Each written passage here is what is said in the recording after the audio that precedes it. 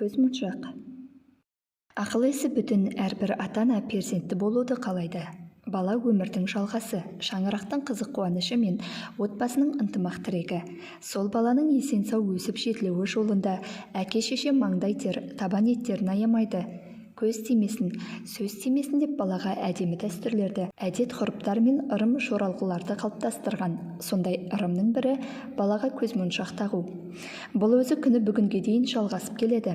Қазір көзмоншақты көліктерге де іліп қоятын болды. Әйтсе де, сол көзмоншақтар қолдан жасалған, табиғи емес. Әрине, оны ешкім жайдан жай тақпайды. Ізгі тілекпен қолданса, оның да септігі бар шығар. Ал шынайы көзмоншақ деген кез келген жерде жататын, оңай табылатын нәрсе емес. Ол дария мен өзен-көлдердің, теңіздің жағасынан іздегенге ғана кезігетін тас. Толқын ұрып шайып, жып-жылтыр болған кішкентай домалақ қара сұр, не шымқай қара тастың бірнеше жерінде аппақ дақтары болады. Мұндай тас адамның көзінің ағы мен қарасының белгісіндей, былайғы тастардан өзгешеленіп, біртүрлі тылсымдау көрінеді. Осы ерекше тасты зергерлер шеберлікпен әдемілеп теседі де, ұл баланың бас киіміне, омырауына қадап қояды. Ал қыздарға арналғанын күміске бекітіп, бұралмалы бау жасап сәндеген екен. Көзмоншақтың басты артықшылығы оған қараған адамдардың көзінде, көңілінде бірден өзіне аударады да, жас балаға тікелей қадалар назар, сұқ күші әлсірейді. Сол үшін ол көзмоншақ аталған. Тіліміздегі көз тию, сұқ өту, ашқыру деген ұғымдар көбінесе жас балаларға ғана қатысты секілді көрінеді. Алайда бұл үлкендерде ұрынатын құбылыс. Тек ересектерге қарағанда сәбилерде жиірек әрі ауыр тиеді, қауіпі де күштірек. Көз тию әлдебіреулер айтып жүргендей соқыр сенім емес, негізі бар шындық. Ол дегеніміз әр адамның бойында белгілі бір мөлшерде қуат күші, қазіргі тілмен айтсақ, энергиясы, биоөрісі болатындығы. Сол қуат күш сыртқа көз арқылы таралады екен. Ол біреуде жұмсақ, солғын болса, енді біреуде тым күшті дегендей. Әрине, адамдар сәбиге әдейілеп көзінің сұғын өткізейін демейді. Жамандық ойына кірмесе де, балаға кесірі тиетінін білмейді. Себебі ол өзінің бойында қаншалықты қуат күші барын, көзінен қаншалықты от таралатынын ұқпауы әбден мүмкін. Балаға сүйсініп, қызығып қадалғанда көздегі назар бірден беріліп, бала оны көтере алмай ауырып қалады. Оның белгілері әртүрлі болады. Айтайық, сәби қолдаяққа тұрмай шырылдап жылайды, не сұлқ түсіп жатып қалады, құсады, іші өтеді. Тәжірибелі әжелер мұндайда не болғанын бірден түсінеді. Уақыт өткізбей баланы таза сумен ұшықтайды, тұзбен аштайды, адыраспан аршамен аластайды. Онда да бұл әдістерді бойын таза ұстайтын, 5 уақыт намазын үзбейтін адамдар атқарады. Таңғаларлығы сол, осындай ем-дом ырымдардан кейін баланың қалы бірден жеңілдейді.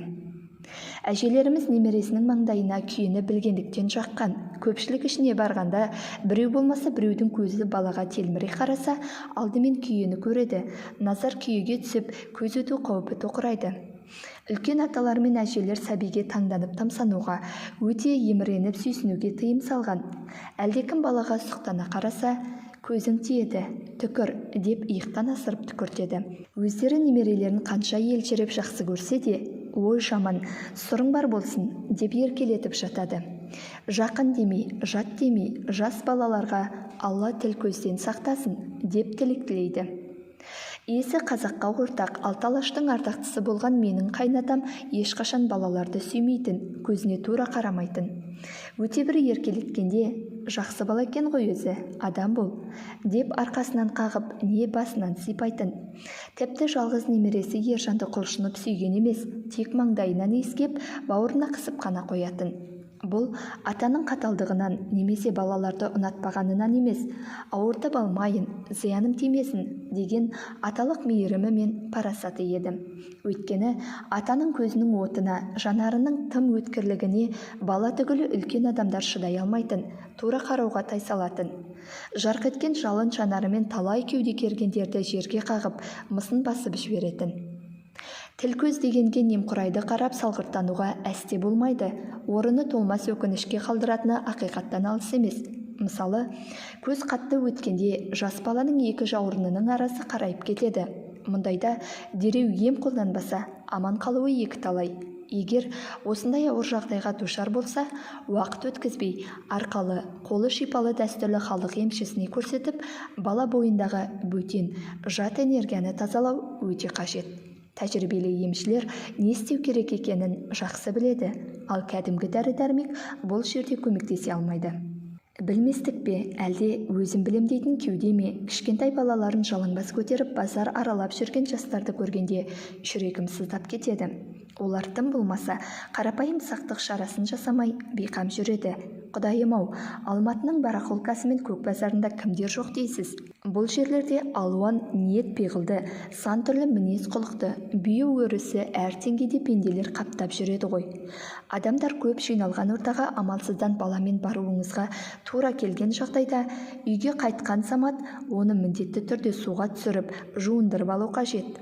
Әлдебір себептермен шомылдыру мүмкіндігі болмаса, тым құрығанда беті қолын жуып, киімін ауыстырған жөн. Таза болсаң судай бол, бәрін жуып кетірген деп халқымыз тегін айтпаған. Тіршіліктің 4 негізінің бірі саналатын судың қасиетін тәптіштеп айтпасақ та түсінікті. Қазақ халқы әу бастан-ақ өзі кимегенді балаға арнауға құштар. Перзенттерін әдемі, бойына қонымды етіп киіндіріп, оған қоса жарасымды сәндік бұйымдарға да көп мән берген. Тағы да қайталап айтсам артық болмас, жақсы киім сырт көзді алдайды. Кейде өте сүйкімді, шырайлы балаға жөн салдау, жұпынылау, қоңырқай киім кигізіп қоятын да әдет болған. Бұл да сол балақамын ойлағаннан шыққан ырым. Қазір бұрынғыдай баласына қолдан киім тігетіндер жоқ та шығар. Есесіне бала киімінің небір түрлерін алыс жақын шетелдерден үйіп-төгіп әкеліп жатыр.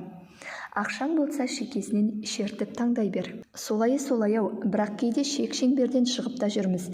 Олай дейтінім, 5-6 жасар бүлдіршін қыздарға үлкендер киетін мәнермен тігілген, кеудесі кере қарыс ашық, жеңсіз қымбат көйлек кигізіп қояды.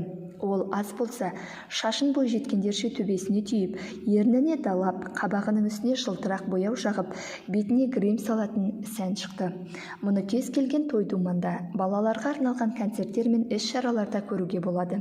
Әлі оң-солын ажыратпаған баланың балғын кезінен бояу жағып тағдыланса, жасы 20-ға жетпей-ақ бет терісі ескіріп, табиғи нәзіктігінен айырылары сөзсіз. Әр нәрсе өз уақытымен жарасымды, жолымен лайықты.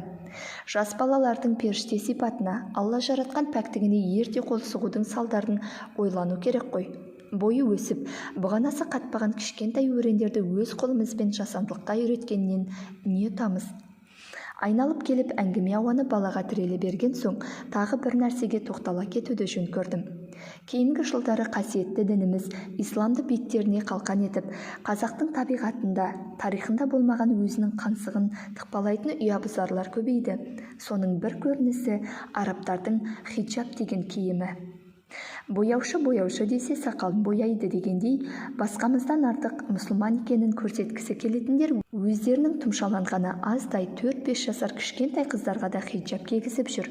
Байғұс бала не адымдап жүре алмайды, не асыр салып секіре алмайды. Арқа-жарқа жүздері балбол жанып, шапқылап ойнап жатқан тең тұстарына мөлие қарап, шұбатылған қара көйлекке шырмалып, бейшара халде тұрады. Әрине, ата-ана баласына не кигізіп, қалай тәрбиелеймін десе, өзі біледі.